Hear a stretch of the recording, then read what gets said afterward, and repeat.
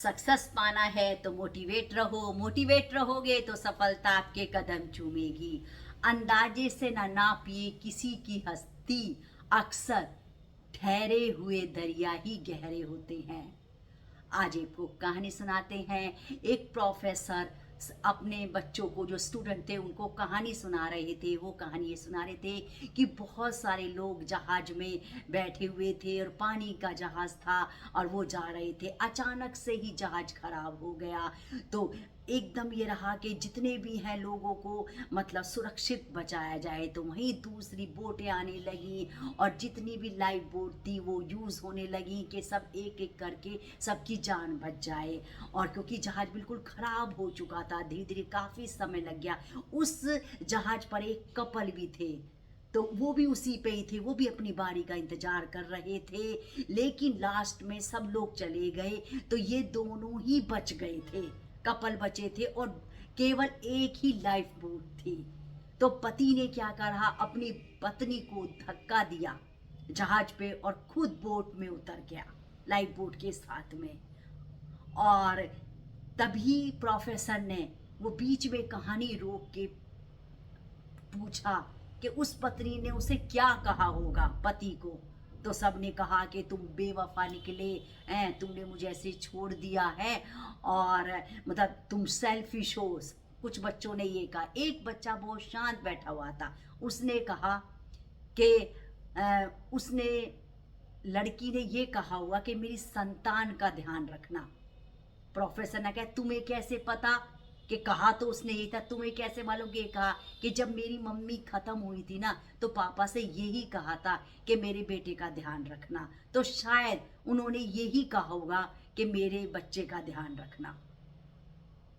तब प्रोफेसर ने फिर धीरे करके और कहानी आगे बढ़ाई और वो लड़का आ गया। उसने आके अपनी बेटी का पालन पोषण किया, उसे बड़ा किया। लेकिन उसके मन में कहीं ना कहीं यही रहता था कि मतलब मेरी पत्नी नहीं है, पत्नी चली गई। लेकिन उसने कुछ नहीं कहा। सब उसके बारे में यही सोचते थे कि वो उसने अपने खुद की जान बचा ली है और पत्नी को धक्का दे दिया और उसने अपनी बेटी को पाला पोसा। और फिर एक दिन वो भी ऐसे ही खत्म हो गया। और लड़की एक दिन अपने मायके गई हुई, अपने अपने नानी के पास में गई हुई थी। तो वहाँ सब सामान देख रहे थे तो उसमें एक डायरी पड़ी हुई थी। तो उसके पापा की डायरी थी। उस डायरी को उसने पढ़ा और लास्ट के पेज पे, अंतिम पेज पे लिखा हुआ था अपनी पत्नी के लिए कि मैं तुम्हारे साथ ही समाना चाहता था, तुम्हारे साथ ही मरना चाहता था, क्योंकि मैं तुम्हारे बिना एक पल भी नहीं रह सकता था। लेकिन मैं क्या करता, क्योंकि मुझे आगे अपनी बेटी को भी देखना था।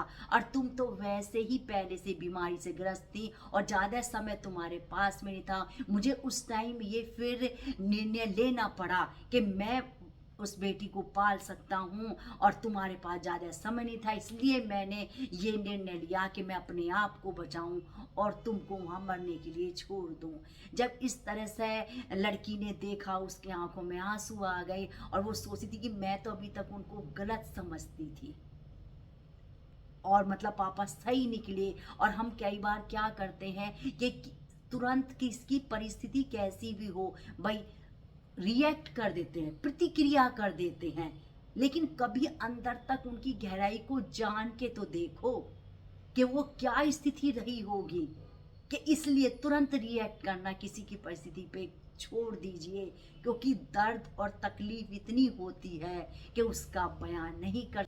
और इस कहानी से हमें ये शिक्षा मिलती है कि जो आजकल जो है ना, किसी की परिस्थिति पर तुरंत प्रतिक्रिया कर देते हैं, रिएक्ट कर देते हैं, जज बन जाते हैं, औरों को जज करने लगते हैं। अरे उनके हालात और परिस्थिति तो समझो पहले कि क्या सिचुएशन रही होगी जो आज इस पोजीशन पे है, या उनके साथ कोई परेशानी है या दिक्कत है। तो बात बात पर मैं यही कहना चाहूँगी कि रिएक्ट करना बंद कर दें, उनकी सिचुएशन को जानें और दूसरों को जज करना बंद कर दें। और मैं इसी तरह से आपको प्यारी प्यारी टॉपिक लाती रहूँगी। मेरे चैनल को लाइक करें, सब्सक्राइब करें और शेयर करें। राधे राधे।